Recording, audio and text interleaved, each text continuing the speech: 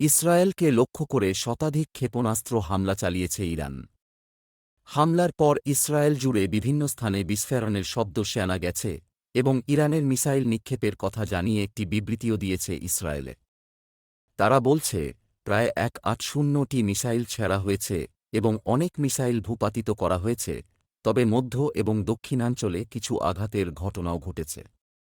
ইরানকে এই হামলার পরিণাম ভোগ করতে হবে বলেও হুমকি দিয়েছে ইসরায়েল। ইসরায়েলের স্বাস্থ্যকর্মীরা জানিয়েছে, হামলায় তেল আবিবে অন্তত 2 জন কিছুটা আহত হয়েছেন। সম্প্রতি হামাস, হেজবুল্লাহ এবং ইরানের সিনিয়র কমান্ডারদের হত্যার জবাবে এই মিসাইল হামলা চালানো হয়েছে বলে জানিয়েছে ইরানের রেভলিউশনারি গার্ড।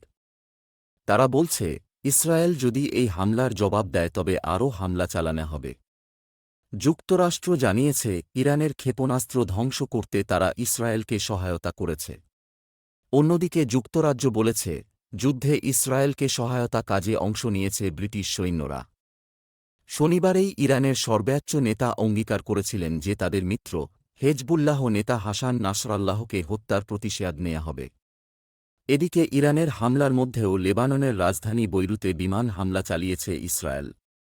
হেজবুল্লাহ লক্ষ্যবস্তুতে ওই হামলা চালানো হয়েছে বলে দেশটি দাবি করেছে।